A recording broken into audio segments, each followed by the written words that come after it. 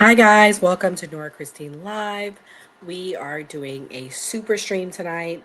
We're going to start with talking about occult killings, as I promise you, because it's Halloween.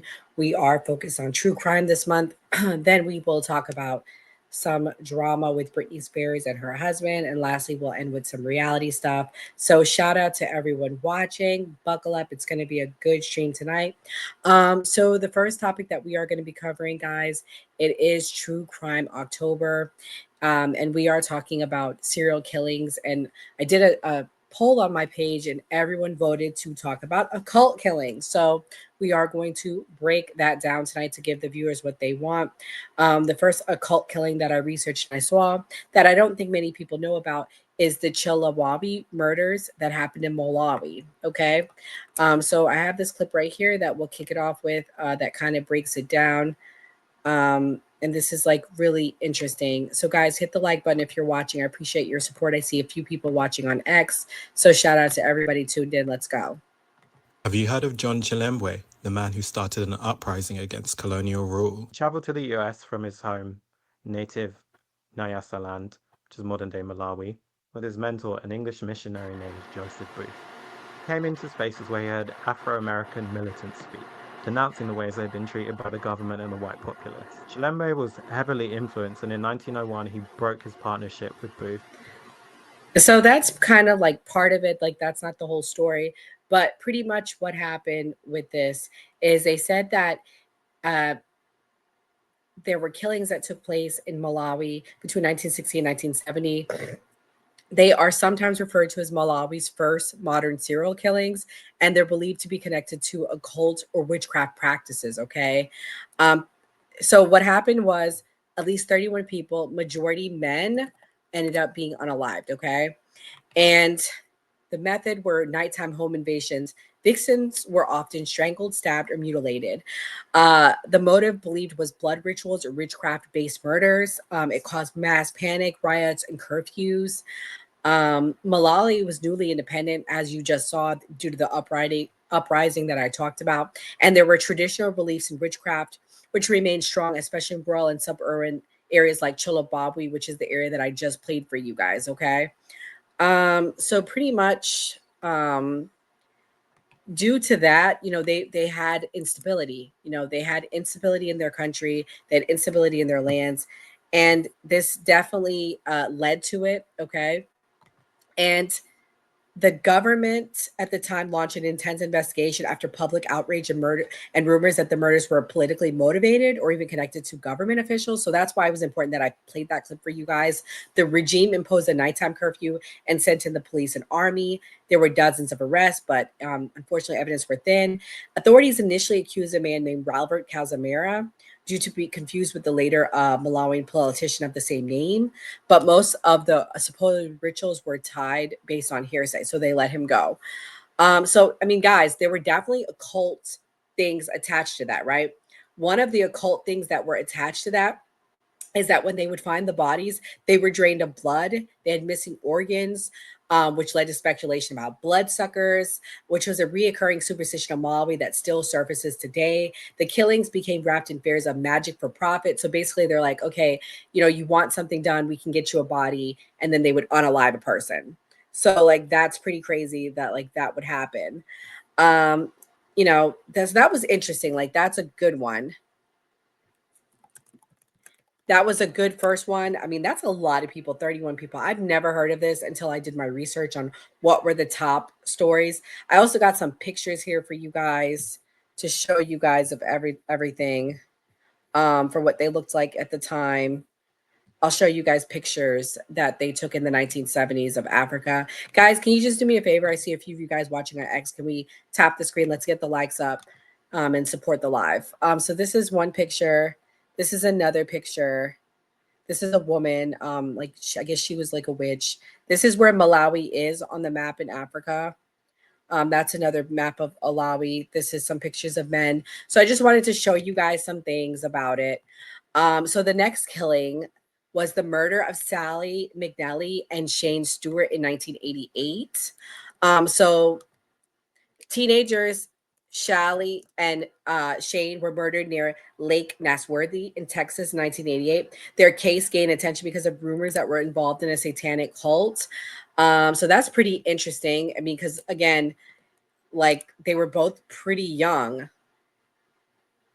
And I have this clip that I want to show for you guys. This guy explains it better. So, guys, thank you for supporting the live. Here we go.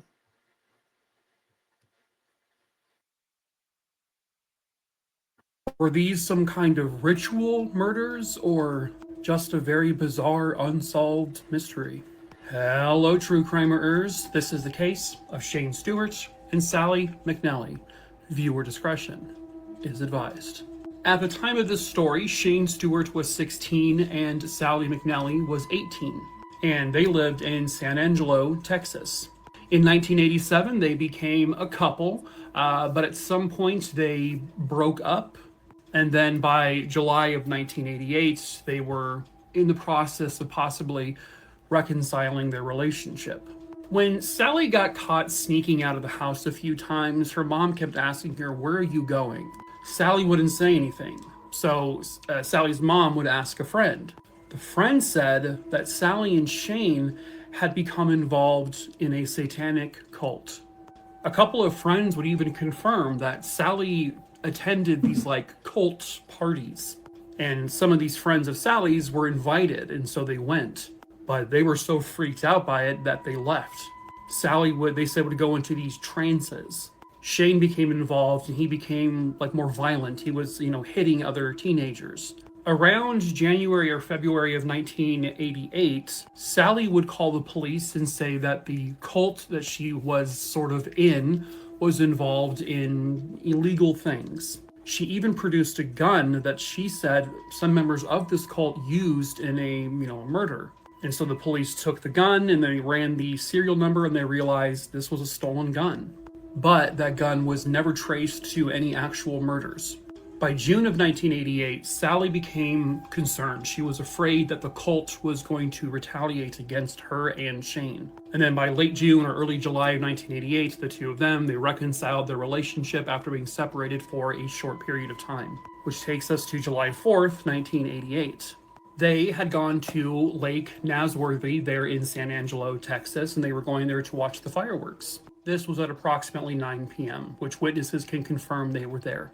A short time after the fireworks had ended, another witness would see the couple here at O.C. Fisher Lake. The witness said they saw a person in a pickup truck pull up next to Shane's vehicle. They heard Sally say, Okay, guys, let's pause right there. Okay. He gave a lot of facts and we'll play the rest of it, but I want to also add some things. So this was Texas. It happened July 4th, 1988, Independence Day weekend.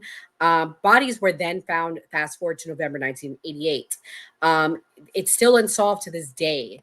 So the cult involvement. So Sally was a cheerleader. She was very popular. She was outgoing.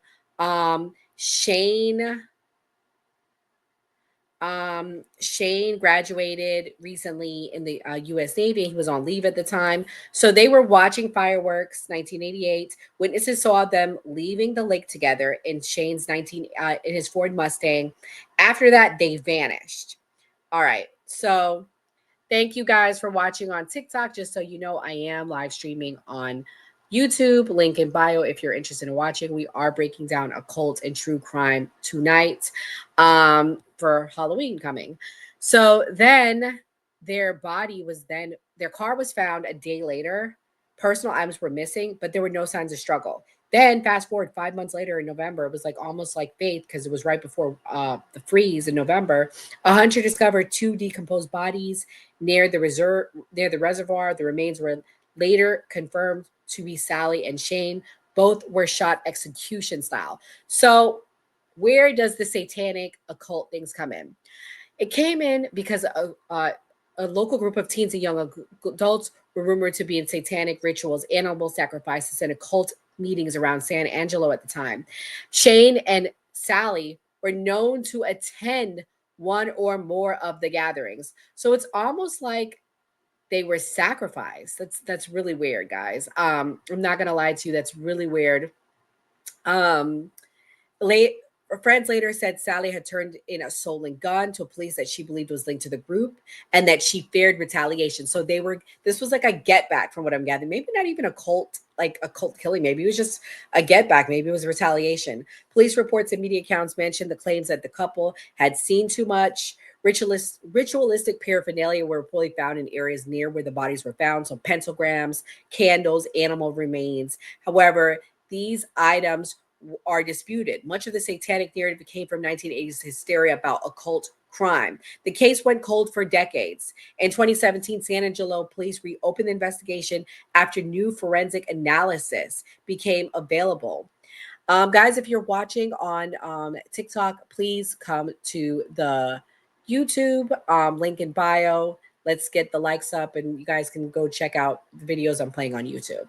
So in 2018, investigators focused on a local man with prior violent history and ties to Shally and Shane's social circle. However, no arrests were made. The case became infamous as part of the Satanic Panic, a nationwide wave of fear over supposed occult crimes in the 1980s. And it's been featured on many things like Unsolved Mysteries. So yeah, is this an occult crime? I'm not convinced. I'm feeling like it's more like retaliation than anything else than occult crime. It's giving me more retaliation vibes than occult crime vibes. I'm going to be honest with you. I don't think it was an occult crime. That's just me. Okay. So the next case, guys, that we're going to touch on moving forward. Actually, wait, y'all saw their pictures. Let me show you guys what they looked like before we move on.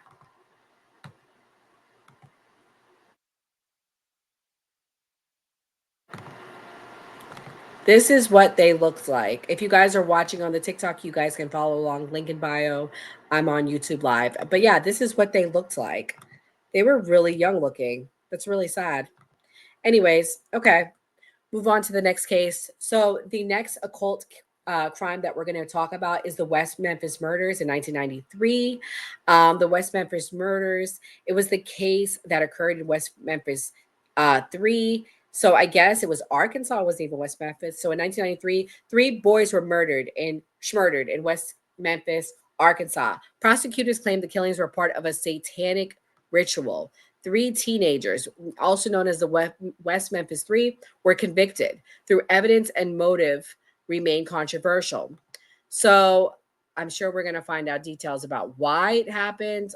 This is very interesting. I think I did hear about this one. This one is pretty famous, actually. This is probably one of the most famous ones we are going to touch on. And here we go, guys. I'm pulling up a clip right now. If you want to watch, hit the like button, guys. So we are going to share a clip of the West Memphis murders here. And if you're watching on TikTok again, you can go to my YouTube link in bio. Here we go. Friday. Tonight we start with new developments in the West Memphis 3 case. Thanks for joining us at 10. I'm Rolly Hoyt. And I'm Faith Woodard. In May of 1993, the bodies of 8-year-old Stevie Branch, Michael Moore, and Christopher Byers were found in the Robin Hills neighborhood of West Memphis. Police there arrested Jesse Miskelly, Jason Baldwin, and Damian Eccles for those murders. During a trial, the jury found Baldwin and Miskelly guilty of 3 counts of capital murder, both getting life sentences. The verdict sent Eccles to the death row. After over 18 years in prison, the 3 accepted an Alford plea, which allowed them to maintain their innocence but plead guilty. Then in 2021, a new development in the case, new laws opening the door to test old DNA with new technology. And tonight, Catherine Rowley continues this 11 News investigation after spending the day reading the order and talking to people connected to the case. Rolly and Faith, in 2021, this box right behind me was uncovered after attorneys were told that it had been destroyed in a fire. Now that box contained the ligatures that the boys were bound with when they were found. DNA technology at the time of the murders wasn't anywhere near that level that we have today. But thanks to those state laws, it is now set to be tested, opening the door to new hope for the West Memphis 3 in the case.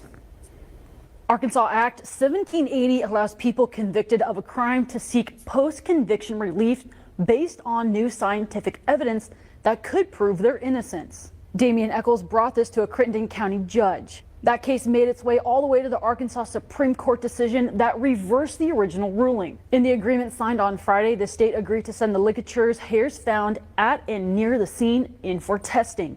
In total, there are about 15 different DNA samples that were collected from the crime scene that are now going to be tested. Also in that order, the hair of Terry Hobbs, the stepfather of Stevie Branch. I asked Patrick Banka, Damien Eccles' attorney, how significant this order is for the DNA to be tested. He said that it starts the process of having those ties tested by this new method of DNA extraction and believes that the killer or killers could be identified upon the completion of the testing. He also said that this ruling paves the way for those who have been trying to prove their actual innocence. All right, Catherine, you've been following the updates since you came to Arkansas, but what does this now mean for the case that has been ongoing now for the past 32 years? So I asked the same thing to Patrick Banka, who's Damien Eccles' attorney, and he told me that this means that the West Memphis Three will now could be exonerated and those responsible could be identified. He also said that hopefully that this means that the family of those three boys could finally get some justice when it comes to the next steps in that DNA. The DNA has to be delivered to the crime lab within 10 days, and we could see the results before the end of fall. All right, Catherine, thank you. We'll be sure to follow this story and keep track of that testing. And okay, guys, so pretty much let's get back to the facts at hand here. So there were 3 victims, all age 8, Steve Branch, Michael Moore, and Christopher Byers. They were unalived on May 5th, 1993 in Arkansas, West Memphis. On May 6, 1993, they were found in a drainage ditch in Robin Hood Hills Woods. The convicted suspects are known as the West Memphis Three. That was who we talked about: Damien Eccles, Jason Baldwin, and Jesse McKinley Jr. However, in 2011, all 3 were released after 18 years in prison via Alford plea, so maintaining their innocence while acknowledging evidence could convict. 2024, the case still remained unsolved in terms of who actually unalived the boys. Okay. And so what happened was 3 boys went bike riding together after school. When they didn't return home, their parents called the police that night. The next day, searchers found the boys naked, bound hand and foot with shoelaces, and submerged in a muddy drainage ditch. Christopher Byers had suffered additional mutilation in his genital area. God, poor baby. There were no clear evidence of assault through the crime scene suggested by extreme violence and ritualistic posing. At the time, the U.S. was deep in the satanic panic era. Fear of satanic cults supposedly infiltrating small towns. Again, we talked about that again. That seems to be like a reoccurring thing.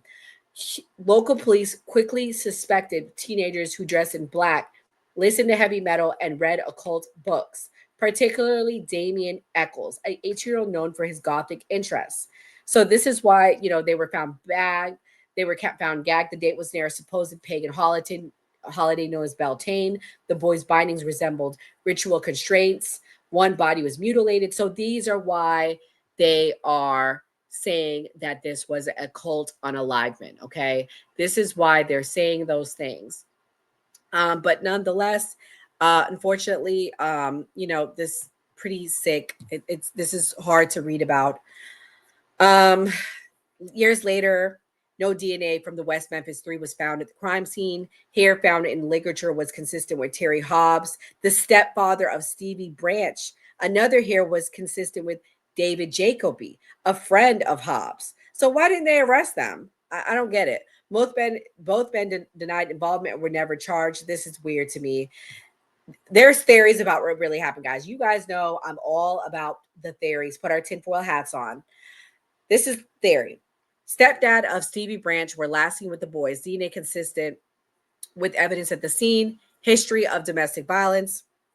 There was another theory that a Bojangles man, an identified bleeding man, entered a nearby Bojangles, denied the murders.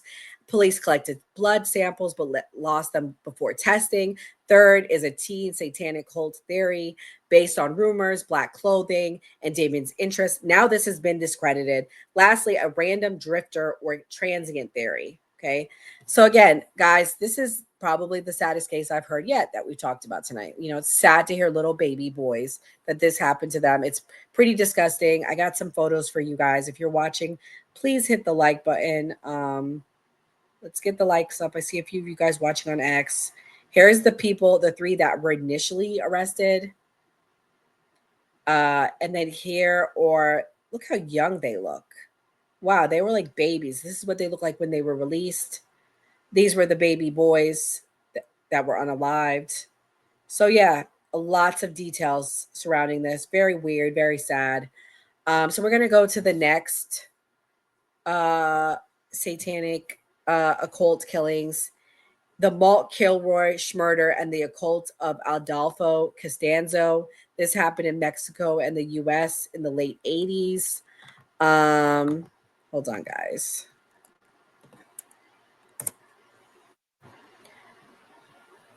Okay. So pretty much Adolfo Costanzo, he led a cult linked to scrug trafficking and rituals involving Palo Moyabo and Afro-Caribbean religion. One victim was U.S. student Mark Kilroy, who they said was tortured and unalived in a human sacrifice. So let's learn about this. This is really sick, sad. If you guys are watching on TikTok, please head over to the YouTube link in bio to check it out so you can watch the video that I'm playing.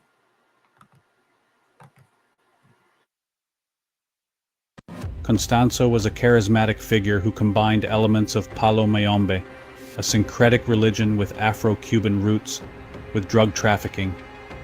He convinced his followers that human sacrifices would protect them from law enforcement and ensure their success in the drug trade. Constanzo's cult performed gruesome rituals involving torture and human sacrifice, believing that these acts would grant them supernatural powers. Kilroy became one of their unfortunate victims. Armed with Garcia's confession, authorities raided the Santa Elena Ranch on April 11, 1989. What they found was a scene of unimaginable horror. Kilroy's remains were discovered along with the remains of several other victims. Kilroy had been brutally tortured and murdered in a ritualistic sacrifice. His death sent shockwaves through both the American and Mexican communities. The discovery of Kilroy's murder and the extent of the cult's activities led to a massive manhunt for Constanzo and his followers. Constanzo was a charismatic figure who combined elements of Palo Mayombe, All right, syncretic guys. religion So, with Afro-Cuban roots. as you guys heard, that was pretty sad. What happens? It's a sick world we live in, bro. That's all I gotta say. It's a sick world. People are always looking for fulfillment and love, and they go and they find these cults, and then they get met with weirdos and bad things happen. So here's a detailed breakdown of it, guys. Mark Kilroy was baby, 21 years old. He was abducted March 14, 1989. He was discovered on April 11th in 1989. So just a little shy of a month in Mexico, okay, bordering Brownsville, Texas. The perpetrators are Adolfo Constanzo and Sarah Ardulte's club, cult known as the Narco Satanists. So I guess they were a scrug dealing crew. So ritual sacrifice for protection of the Krug operations. Okay. He was a college student from Santa Fe, Texas, studying pre-med at the University of Texas. In March 1989, he went to Matamoros, Mexico with friends for spring break, a popular party destination. On the night of March 14th, he was seen after leaving a bar. He disappeared. Around 2 a.m., him and his friends were walking back to their car. He stopped to talk to a girl, then fell behind. Witnesses later recalled a man calling out, "Hey, Mark," before Kilroy approached a truck and disappeared, guys. Okay. His friends searched the area, assuming he might have crossed back into Texas on his own, but he never returned. After a month-long investigation into a drug trafficking ring, they stumbled upon something far darker. On April 11th, authorities raided a ranch called Rancho Santa Elena, located about 20 miles outside of Matamoros. They then discovered evidence of ritual unalivements tied to occult practicing Palo Mayombe, which is the Afro-Cuban religion that Costanzo had twisted into violent ritualism. Okay. 15 mutilated bodies buried in shallow graves were found. So now this is a real freaking occult killing, guys. This is the real deal right here. We finally found one. I finally found, you guys, what I found, a real one right here. There's no questioning that this is a occult killing. The others, I was like, this one is it. The little boys and this one is it for me. And maybe the one in Africa, I guess, that we first talked about. What they found was human remains in a cauldron mixed with animal blood, human bones, and ritual objects. They found Kilgore's brain, spine, and other body parts in the cauldron, sacrificed to give power to the occult. Weapons, other paraphernalia, ritual paraphernalia were found. This is weird. And homeboy Adolfo Costanzo wasn't even born in Mexico. He was initially born in 1962 in Miami. He was a Cuban American who moved to Mexico in his teens. He trained as a Palo Mayobre priest, later became a psychic and spiritual advisor to Mexico City's wealthy elites, including traffickers and corrupt officials. He claimed his rituals could make criminals invisible to police and invincible in combat. Oh, this is weird, guys. This is weird. The cult was a fusion of trafficking and black magic. Costanzo convinced members that sacrificing humans would grant them supernatural protection from law enforcement and ritual rivals. Victims were often runners or rivals abducted near the border. They were tortured, unalived, and dismembered as offerings. Oh my God, this is so weird. So capture. So May 6th, they captured him and several cult members, and they were cornered in a Mexico City apartment. As police closed in, Costanzo ordered one of his followers to unalive him. So him. Refusing to be taken alive, he was killed alongside his lover and top lieutenant, Martin Quintana Rodriguez. So I guess he was gay. I don't know.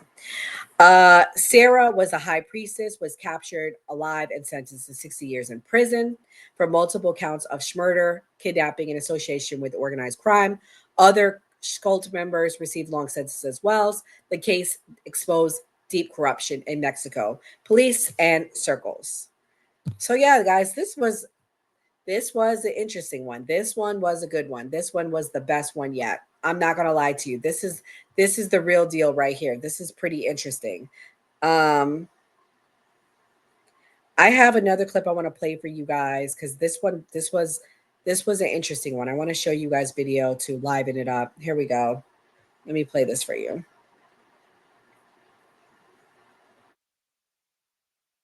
It's not playing. Let's see.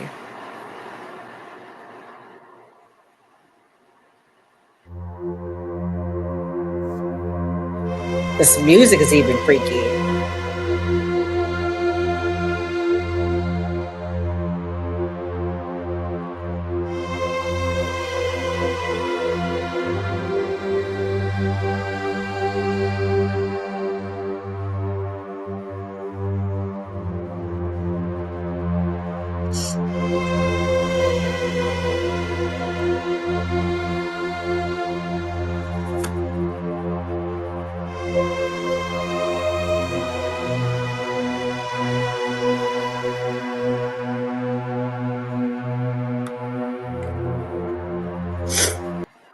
All right, guys. So that was, I'm not gonna lie, that was a good one right there.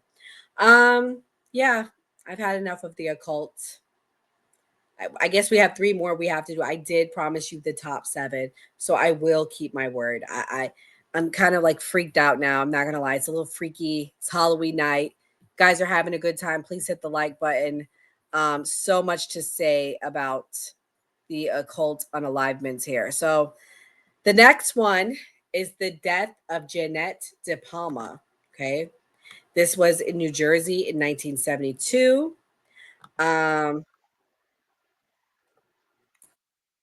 So Jeanette De Palma, let me tell you what happened to her. She was 16 years old. Her body was found in a quarry in 1972 with rumors of an occult ritual scene, makeshift crosses, wood branches in a coffin shape. The cause of death is unsolved, and the occult element remains speculative. So let's learn more about how she was unalived here. Oh, she was really pretty. I think she looks Italian. Let me share the screen, guys. If you're watching, please hit the like button. Let's hear about what happened to old Jeanette. Picture suburban Springfield, New Jersey, 1972. A housewife is unpacking groceries in her kitchen when her dog drops a half-rotted human forearm at her feet. Within hours, police find themselves climbing the steep rock face known to locals as the Devil's Teeth. What they find up there ignites more than a half-century of rumors about witches, drugs, and even a notorious serial killer. It's Friday, and you're listening to MU Minis.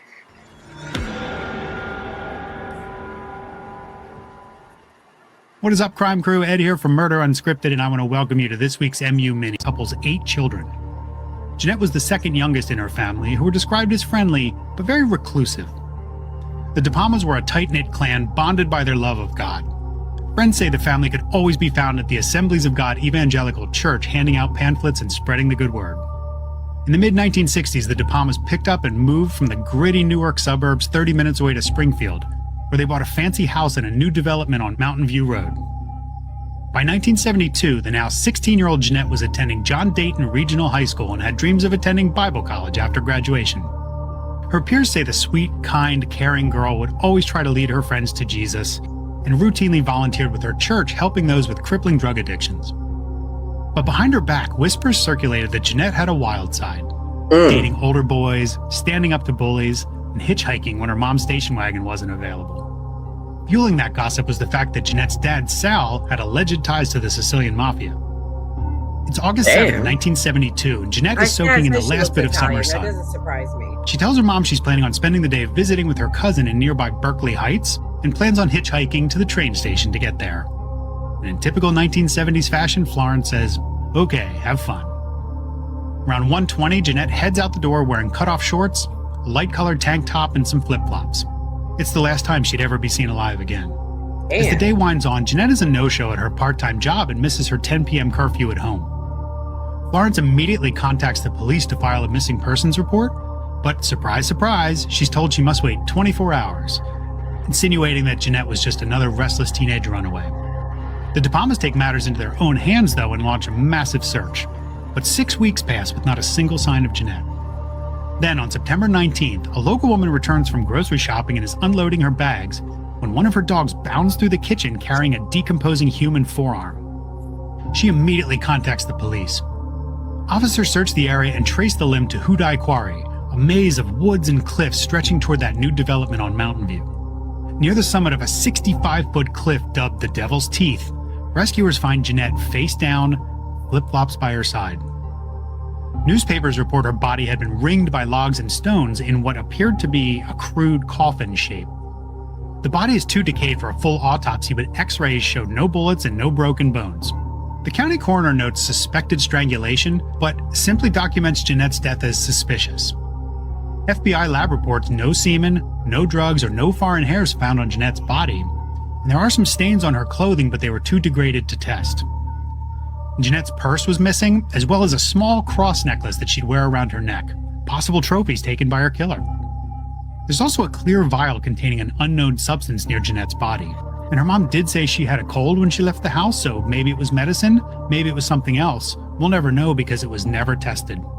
Newspapers immediately jump on this coffin shape surrounding Jeanette's body, printing sensationalized headline after sensationalized headline, claiming crosses and animal remains that littered the crime scene.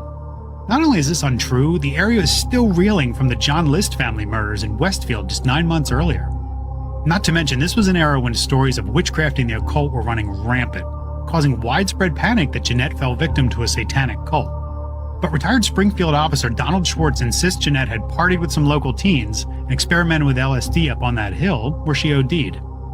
Supporters of the theory point to that mysterious vial that lay next to her body, as well as Hudai's reputation as a teen hangout spot. But Jeanette's talk screen was clean, and friends swear the only drugs they ever saw Jeanette do was smoke the occasional joint. Over the years, several suspects were investigated, including a homeless man named Red Kira, who lived in the woods near the Devil's Teeth and allegedly fled after her body was found. Red was eventually cleared along with several other promising suspects, and soon, Jeanette's case goes cold, where it was.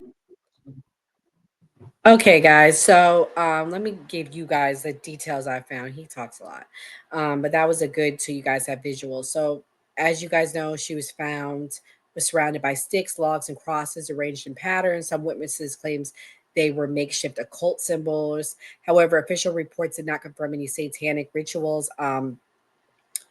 because the strange arrangement on the scene and the growing fear of witchcraft and satanism in the 1970s, rumors spread quickly. Some said Jeanette was targeted because of her Christian faith, guys. So that was important, the fact that she was a Christian. Police examined several leads, friends, older crowd. She was with the older crowd who used drugs and attended weird parties. Her family's church community believed Jeanette was victim of evil forces because she had been trying to spread her faith.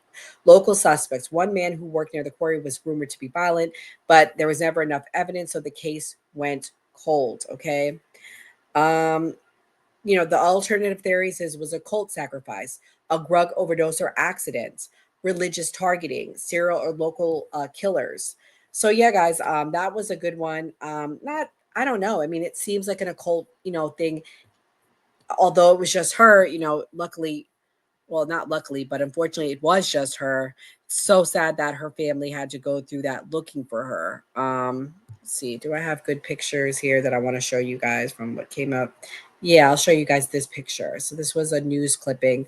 Guys, if you're watching, please hit the like button. Thank you for supporting the live and giving your girl a watch. Also, give me a follow if you're not already following me. Here's a clip. This is what she looked like. This was an original news article. This was another news article, girl sacrifice in which right, ? This is what she looked like. So yeah, very sad that this happened, guys. But yeah, this was an interesting one. But we're going to switch gears. For everyone watching, please give me a like. We are going to